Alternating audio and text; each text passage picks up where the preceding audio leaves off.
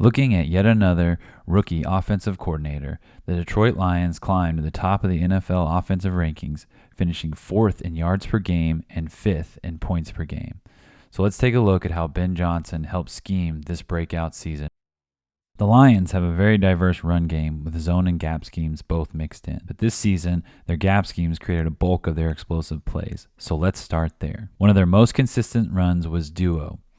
So let's take a look at a few ways they like to run that. So here's our first example of duo, which they're facing an over front, which means they have a 3-tech to the strong side with an A-gap defender to the back side. This allows for 2 double teams at the point of attack on this A-gap defender here and this B-gap defender here. So this is the read for the running back. So he's going to press the line of scrimmage, and if he fills this A-gap, then he's going to bounce out. If he scrapes over the top, then he can fit that as well. So there, a natural gap just opens up. So this is an easy read for the running back. You've got a great double team on the 3-tech at the point of attack. And there you see he's got a seam. He's able to get into the secondary for a first down. So the defense is in an over front again, and you're going to get 3 double teams here. You're going to get a double team from the 2 tight ends here, a double team from the guard and tackle here, and a double team from the center and the guard here, which is kind of the point of duo. You're trying to get as many double teams at the point of attack as you can. This time, the linebackers are going to plug the holes here. So the running back is taught once he presses, if there's no crease, he's going to bounce outside and get what he can. So the 2 linebackers plug, meaning he bounces, good crack block there, and he's able to get some yards. Counter was another gap scheme they like to use. Though they didn't run it as much as duo, it accounted for most of their explosive runs of the season. So let's look at their different counter variations. Similar to duo, they're in these under center formations with a lot of tight ends, and they're going to be running counter over here to our right. So this guy's going to kind of bluff like he's blocking there, and then he's going to climb there. What that does, if he blocks down now, this guy's able to squeeze. This keeps him out longer for a wider gap here, which is where they want to hit the play. These 2 are going to double. This guy's blocking back. He'll kick there. This tight end's going to motion to get a little bit closer, which they actually do that on their duo too. So this is a way to tie those 2 plays together. But instead of kicking here, he's going to pull and wrap for 55 there. And then these 2 left on the backside are going to step down and hinge. So he's going to step down, make sure there's no run through for that puller and hinge. And this guy is going to do that as well, step down and hinge. And they create a wall on the backside so there's no run throughs. That's what can kill gap schemes, is run throughs on the backside. So you can see they're starting to form the wall with that tight end bluffing on that defensive end. There's a huge seam.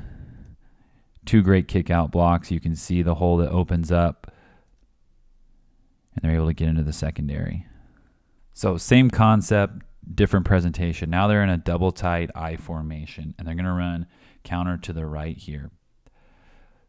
So it looks like normally if you get a 3-tech here, these 2 would double.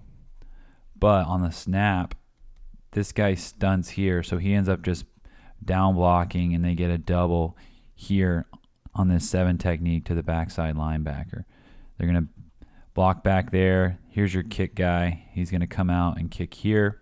Now, normally, this tackle would step down, make sure there's no threat, and then hinge. But he has this fullback who's going to clean up the backside, so he doesn't have to hinge. He's able to step down, make sure there's no run through, and then climb. And then this fullback takes his spot here and protects the backside edge. And then this tight end becomes your wrapper for the first backer in the box. The play side linebacker does a good job of reading his keys, but he overruns the play a little bit, and they've got a seam.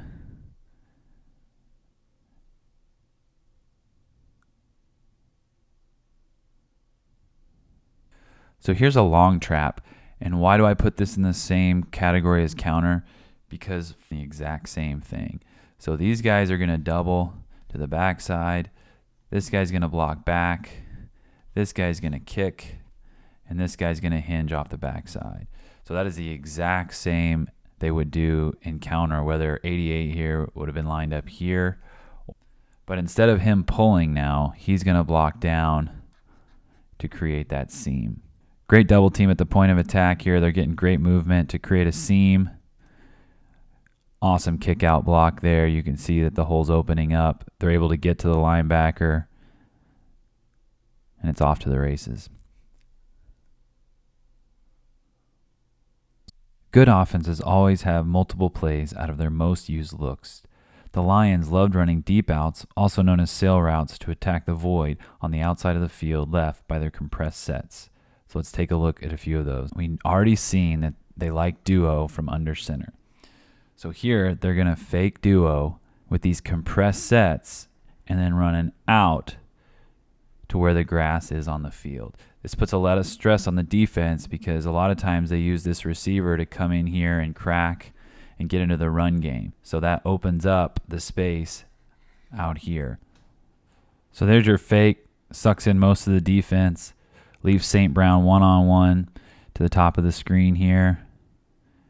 Great timing, and Goff hits him for the touchdown. Oh, they're in a condensed set in the red zone again.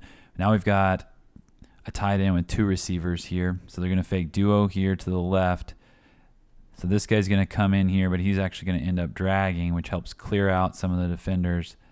But St. Brown here is still going to run the deep out. So there's the duo fake. St. Brown one-on-one again, and they've just got that timing down for another touchdown. So the Lions are very versatile in how they use the sail concept. It's not just an under center play action for them. They also like it out of the gun in a drop back. Hawkinson's in this condensed set. He's going to run the sail route. Raymond here is going to do what I call yo-yo motion. So he's going to come here and he's going to come back, and he's going to be a quick in the flat. So they like this here. They're going to bring this guy on the shallow and this guy on the dig.